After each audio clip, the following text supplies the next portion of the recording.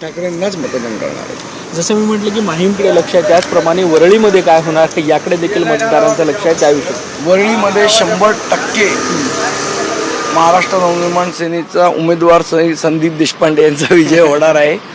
कारण ही लढाई आहे, ही दोन राजपुत्र विरुद्ध एक सामान्य महाराष्ट्र सैनिकाची आहे आणि जनतेने ठरवलं आहे यावेळेला सामान्य महाराष्ट्र सैनिकाच्या पाठी उभं राहायचं।